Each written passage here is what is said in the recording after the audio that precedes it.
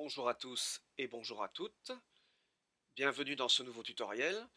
Avant de commencer, j'aimerais vraiment remercier tous mes suiveurs, mes abonnés sur les réseaux sociaux et sur YouTube pour le nombre conséquent de mails et de messages de condoléances, d'encouragement et de soutien de votre part que j'ai reçus en ces moments difficiles.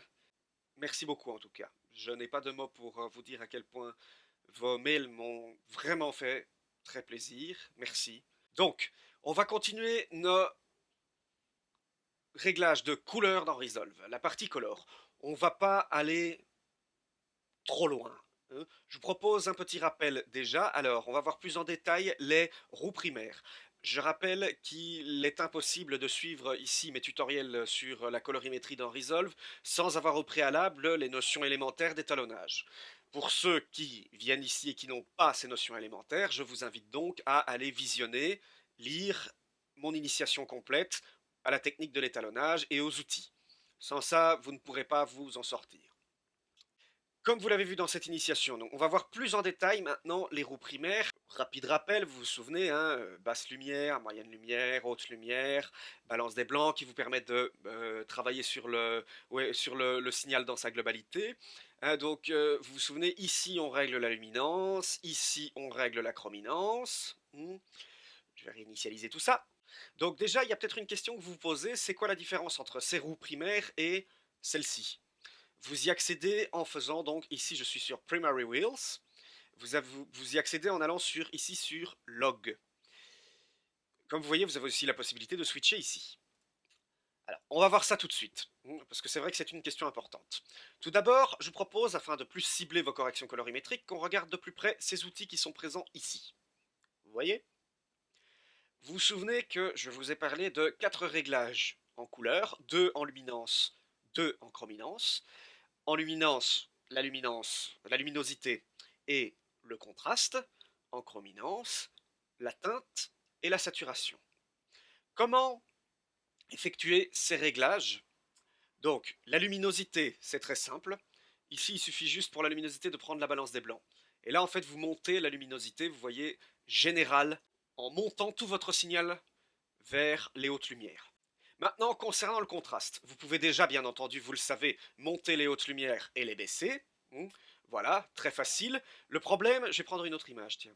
En revanche, donc évidemment, cette méthode est efficace, elle marche bien pour faire un contraste. Maintenant, il est tout à fait possible, un, que vous ayez envie d'aller plus vite, deux, que vous vouliez appliquer un contraste de façon uniforme, de façon équilibrée entre les deux niveaux. Ici, comme vous voyez, c'est manuel.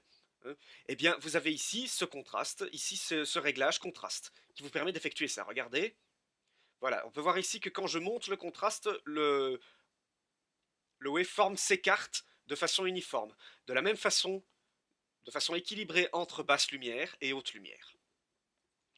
Voilà, donc ce réglage est à la base à 1, 0. Vous pouvez descendre jusqu'à 0 pour faire une ligne blanche, c'est-à-dire en baissant une image de plus en plus laiteuse.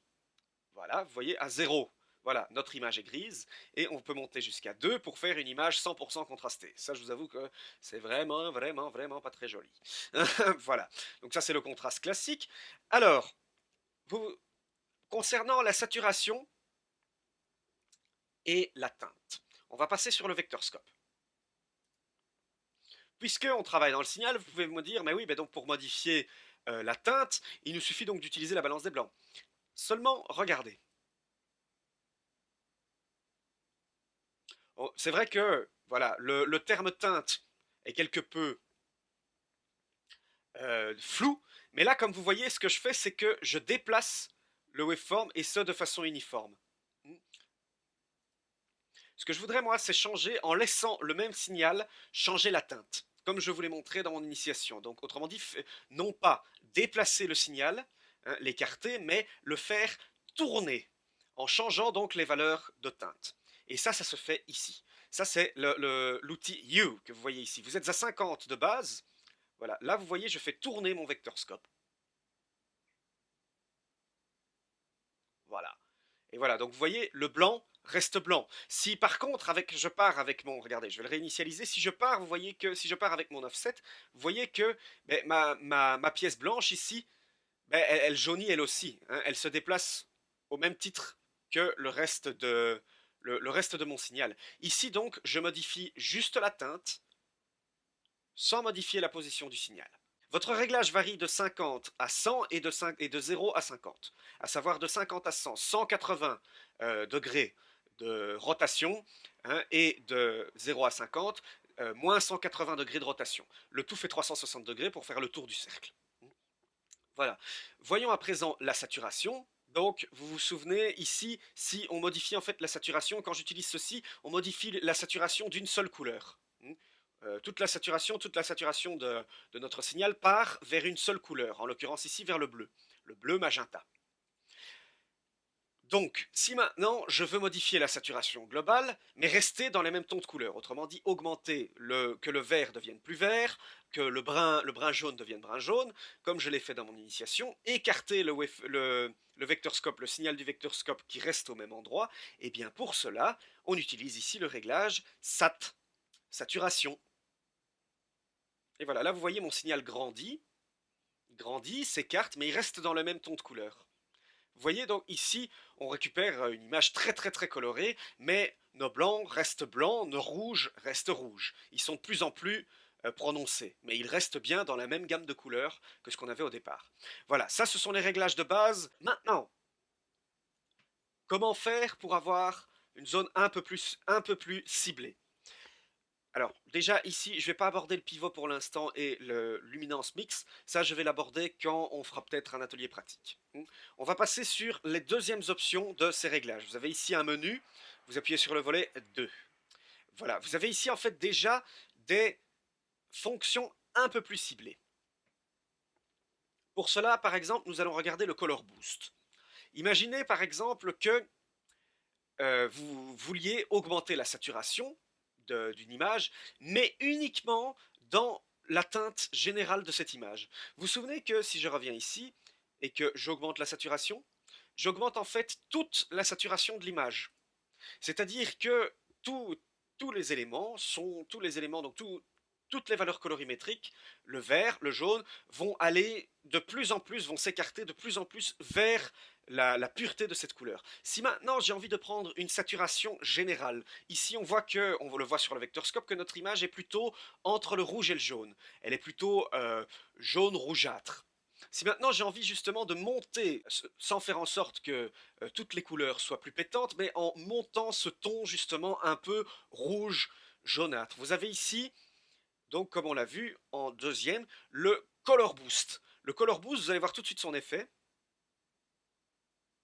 Voilà. Vous voyez en fait, il écarte le vectorscope, il le fait grandir, mais cette fois-ci, il ne va pas le faire grandir. Il ne va pas le faire grandir en l'écartant, il va le faire grandir en fait en le rapprochant toujours plus d'une moyenne, en l'occurrence ici entre le rouge et le jaune, qui sera utilisé, donc qui sera calculé ici. D'où son nom, quand vous utilisez Color Boost, vous voyez ici en fait, si je baisse la saturation, voilà, j'obtiens une image noir et blanc. Hein, voilà déjà comment désaturer complètement votre image. Donc si maintenant je monte le Color Boost, hein, vous voyez que je ne vais pas... Je vais vous montrer la différence en fait, regardez, je vais vous montrer la différence avec si je booste la saturation complète. Ouais, ici on voit pas trop de différence. Je vais plutôt prendre une autre image pour que vous voyez un peu plus la différence. Voilà, vous voyez ici où est allé le vectorscope. Si maintenant je reviens sur la saturation, vous voyez où il va? Il sature en fait, il va plus en fait si vous regardez vers le blanc ici. On est moins bleu, ici on a plus conservé des valeurs de blanc parce qu'il écarte plus uniformément, il va dans toutes les directions. Ici, d'où son nom, hein, je vais réinitialiser, le Color Boost, lui, booste la couleur principale de l'image.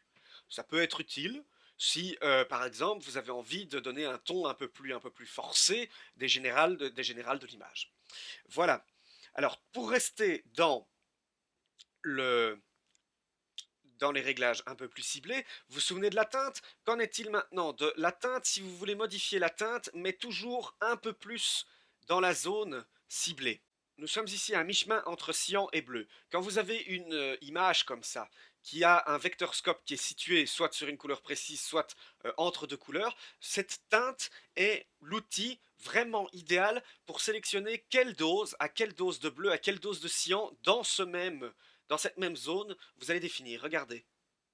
Ici, je modifie la teinte, je me rapproche du bleu et du magenta. Pourquoi? Parce que vous voyez ici que mes couleurs les plus hautes, hein, on va revenir sur le waveform, mes couleurs les plus hautes, elles tendent aussi vers le rouge. C'est pour ça que, hein, vous vous souvenez que du bleu et du rouge, ça vous fait du magenta. On va revenir sur le vectorscope. Donc vous voyez qu'ici, avec la teinte, en fait, regardez, si je descends en dessous, ben là par contre, je me rapproche du cyan, je me rapproche du vert, en fait. Vous voyez? Donc voilà, j'ai soit un cyan bleu, soit un cyan bleu plus cyan. Et vous variez ici non plus entre une teinte de 0 à 50 et de 50 à 100, vous variez entre 0, 1 et 0, moins 1. Hein, afin d'avoir une sélection plus précise de votre teinte générale, à savoir, en l'occurrence, vers le bleu cyan. Très pratique, donc en fait ces deux outils, Tint et Color Boost, imaginez, de base, on va... Oui, en fait, ça ne sert à rien de vous expliquer ces outils sans avoir une utilisation précise. Il faut quand même que vous compreniez dans quel cadre l'utiliser. Ici, on a une teinte qui est de nouveau un peu bleuâtre. Donc, en premier lieu, ce que je voudrais faire, c'est récupérer euh, une teinte un peu plus chaude. Donc, ce qu'on va faire déjà, c'est qu'on va changer la teinte. On va aller plus vers du magenta, voilà, pour faire une teinte un peu plus rougeâtre. On va monter la saturation pour avoir un peu plus de couleur, voilà. Et ici, donc, on voit que le magenta devient un peu plus prononcé. Donc, ce qu'on va faire ici, c'est qu'on va revenir sur les réglages principaux, on va reculer un peu la teinte, voilà, vous voyez, et on va monter maintenant le color boost pour que ce soit un peu plus bleu. Voilà, vous voyez, l'image est assez jolie. Alors, pour faire un avant-après, je vous l'annonce, vous avez ici la fenêtre Node, faire un avant-après, regardez, vous cliquez ici sur le numéro qui se trouve au-dessus du node parce que vos réglages se font dans ce premier node. Vous en faites pas, la construction nodale, j'aborderai ça dans les tutos suivants. Hop, voilà, vous voyez l'image ici? Vous la voyez là? Voilà, il y a une image un peu plus bleue, un peu plus dans ce que je cherchais à obtenir. Alors, si vous voulez aussi, il y a des possibilités de régler la teinte et la saturation différemment. C'est le rôle de la température. En fait, quand vous utilisez la température d'une image, on définit en cadrage que une température de couleur, à savoir plus une image est rouge, plus elle est chaude, plus une image est bleue, plus elle est froide. Ce que vous aviez là, ce que j'avais fait comme réglage, c'était une image plus froide. Donc maintenant, si on veut une image plus chaude, voilà, vous voyez, rien de plus simple ici, vous avez fait déjà une image qui tire plus vers le rouge jaune, hein, donc plutôt que le bleu cyan. Maintenant, si on repart vers le bas, là on va être de plus en plus vers une image plus froide. Très simple, ça peut être pratique si vous avez envie rapidement de modifier une couleur générale. Ça peut être vraiment pratique. Voilà. Alors, les Midtown Details, les Shadows et les Highlights, on ne va pas aborder ça maintenant. Hein. Vous verrez que précisément les Midtown Details, pour vous aborder cela, il faut d'abord que je parle justement des fréquences et du flou, ce que je ferai à mon avis dans un prochain podcast. Donc on va maintenant, avant de finir, je vais revenir sur le waveform pour que vous voyez ça tout de suite, on va revenir sur le log.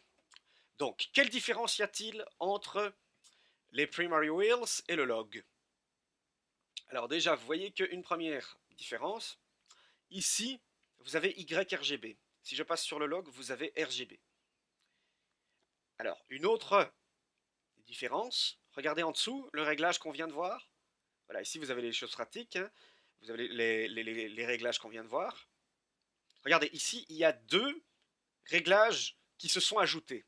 Le low range et le high range. Alors, qu'est-ce que c'est que le high range? Eh bien, je vais vous illustrer ça tout de suite. On va monter ici les hautes lumières. Voilà, on va un peu écrêter même. Voilà, les hautes lumières. Et maintenant, regardez, je vais modifier le high range. Est-ce que vous voyez ce qui se passe? Non, attention, ne confondez pas, non, je ne suis pas en train de baisser à nouveau les highlights. Regardez maintenant ce qui se passe si je monte à nouveau les highlights ici. Est-ce que vous voyez la différence par rapport à avant? Je vais maintenant baisser le height range. Et regardez. Je crois que vous avez aisément compris ce qui se passe. On va faire la même chose pour les basses lumières. Regardez, j'ai baissé mes basses lumières. Vous voyez, il y a pas grand-chose qui bouge. Regardez maintenant. Et voilà. Vous avez compris?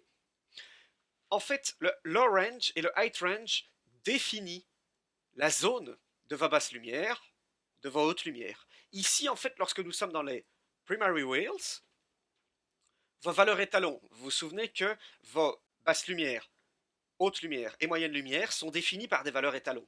Hein. Ici, ces valeurs étalons sont prédéfinies et elles sont très larges.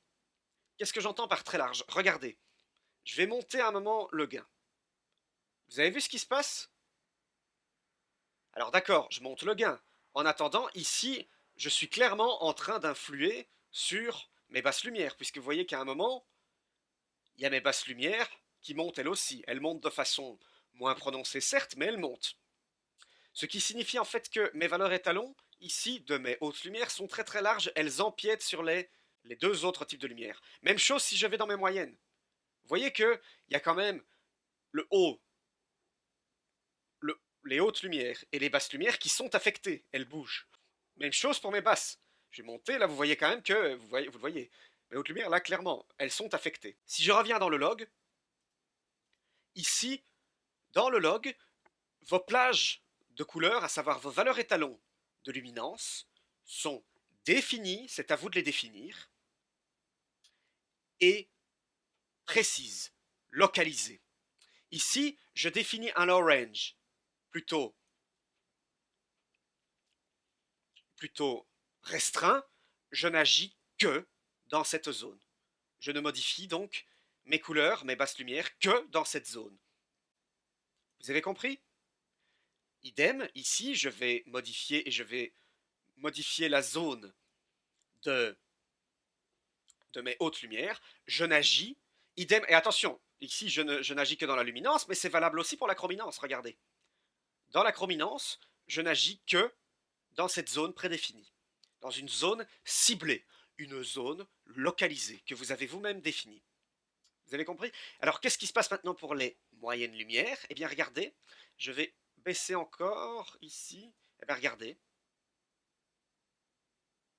Vous avez compris? J'ai pas besoin de vous le dire. Je crois que vous avez très bien compris. Mes moyennes lumières, en fait, eh bien, si en low range je suis à 0,333 et en high range à 0,698, mes moyennes lumières, elles, je ne vais agir sur elles que entre 0,333 et 0,698. Que entre ces valeurs-là, qui vont définir de façon précise, et même chose pour la couleur. Maintenant, je vais monter un peu, je vais baisser le bleu, je n'agis que dans cette zone prédéfinie. Très pratique pour sélectionner une partie de votre waveform. Donc déjà, avec l'outil que je viens de vous donner, vous avez la possibilité donc de faire un premier étalonnage, on va dire générique, et puis ensuite de passer dans le log et de définir plus précisément la zone sur laquelle vous voulez agir en définissant une zone par vos high range, low range du log de votre waveform ou de votre vectorscope, hein, c'est pareil. Vous allez voir ça tout de suite, on va montrer un peu avec le vectorscope. Regardez, vous voyez ici, regardez où se modifie le vectorscope. Il ne se modifie que dans la zone, de nouveau, que j'ai définie de ma highlight. Vous voyez, très pratique. Donc voilà, comme ça vous permet en fait de faire une sélection, déjà une correction beaucoup plus localisée, hein, de votre couleur. Alors, je pense qu'il faut le dire, pourquoi log? Pourquoi log? Log pour logarithmique. En fait, logarithme. Parce que les ingénieurs du son, s'il y a des ingénieurs du son qui suivent mes tutos, ils savent qu'on mesure l'intensité sonore en décibels. Et en fait, dans l'intensité chromatique, eh ben c'est pareil. La courbe de couleur se mesure, croît logarithmiquement. Mais je verrai ça en fait plus en détail lorsqu'on verra les images log et les luttes. Donc pour vous expliquer tout ça. Mais voilà, vous avez maintenant déjà, rien qu'avec votre outil de base, des outils pour un peu plus cibler vos corrections et vous en sortir. On va appliquer tout ce que je viens de voir dans un petit atelier pratique, à savoir d'étalonnage correctif. Regardons cette image. On va voir un peu son vectorscope que je vais sortir. Voilà, ici on a son waveform. C'est un peu trop grand ça.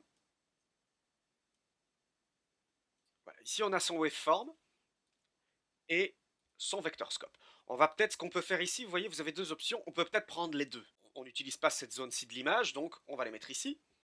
Bien, alors la première chose qu'on peut dire au sujet de cette image, qu'est-ce que c'est? Vous êtes tous d'accord qu'il y a une dominante affreusement cyan. On l'avait déjà vu. Donc on va déjà, de façon générique, corriger. On peut voir d'ailleurs que cette dominante est générique, parce que vous voyez que le waveform tire de façon générale sur le cyan bleu. Donc on va déjà en fait corriger ça dans la balance des blancs. On va aller, vous vous souvenez, hein, comment corriger une dominante cyan bleu? On rajoute du rouge-jaune.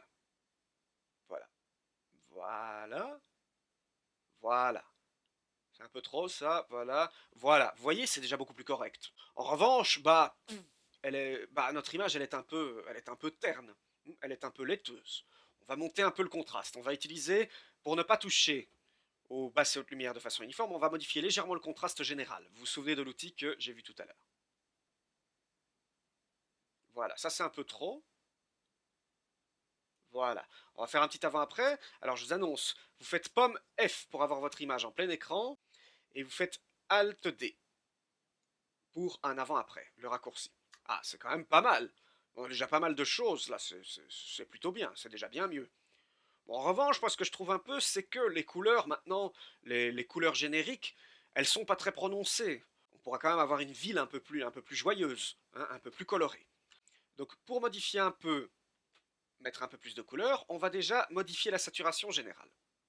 Voilà, léger, hein, pas faire trop. Voilà. Alors ici, là, on voit déjà que ah oui, la différence est colossale, hein. Vous voyez, on a déjà un ciel bien plus blanc, et voilà, on voit tout de suite que hein, nos images sont un peu plus colorées. Maintenant, voilà, il faudrait quand même, je trouve que cette image est un peu froide. On voudrait peut-être une teinte un peu plus chaleureuse. On va repasser dans nos réglages de base, on va monter un peu la température, voilà, regardez, ah, c'est déjà mieux. Voilà, hein, regardez, c'est déjà beaucoup mieux. Voilà, vous voyez, hein, donc ça c'est déjà une image qui est plus ou moins convenable. Maintenant, je trouve quand même encore maintenant que euh, la dominante que j'ai utilisée pour ma température est un peu trop prononcée dans la ville. Elle est bien dans le ciel, mais elle n'est pas nécessairement, c'est pas nécessairement ce que je veux sur ma ville. Donc pour ça, on va utiliser une correction un peu plus ciblée. Alors, essayons d'identifier. Voyons voir déjà ici notre herbe. Notre herbe, elle se trouve essentiellement dans les basses lumières. Vous voyez ici, ce sont les zones les plus basses de l'image. Elle se trouve donc ici. Et on peut voir qu'on a une dominante très rouge, hein. On le voit dans le waveform. On voit ici. Donc ici, mais évidemment, il faut vraiment agir uniquement sur les basses. Surtout ne pas toucher à ce qu'il y a autour, parce que j'aime bien la couleur de mes bâtiments. Donc c'est pour ça qu'on va bien définir ici. Déjà, on va aller dans les ombres et on va retirer du rouge en retournant vers légèrement, hein, légèrement, pas trop, vers le cyan. Voilà. Voilà, c'est déjà bien. C'est déjà bien. On va peut-être voir un peu pour le low range. Non, on va monter un peu. Voilà. Voilà. Regardez. Voilà. Voilà. Par contre, maintenant, je trouve que au final, on sent quand même que dans nos moyennes lumières, hein, ici, on a quand même une dominante un peu verte. Donc du coup, ce qu'on va faire, c'est qu'on va utiliser maintenant, on va baisser le height range pour utiliser une couleur un peu plus ciblée et ne pas toucher au ciel qui est correctement étalonné. Et on va donc modifier ici uniquement dans nos moyennes lumières. On va modifier donc la teinte verte. On va corriger la teinte verte. Comment est-ce qu'on corrige une teinte verte? En modifiant, vous vous souvenez, en ajoutant du magenta. On y va. Voilà. Ah, c'est mieux. Hein, c'est mieux. Voilà. On regarde? Ah, c'est quand même pas mal là. Hein, regardez, en plus, avec la légère dominante magenta, on a l'impression de voir les rayons du soleil arriver sur l'eau ici et sur les bâtiments. Ah, c'est beaucoup mieux, hein. Vraiment beaucoup mieux. Il y a moyen de faire bien mieux encore. Mais ça, on verra plus tard. Ça, c'est déjà formidable. Voilà, j'espère que ce tutoriel vous a plu et je vous dis à la prochaine dans un nouveau tutoriel.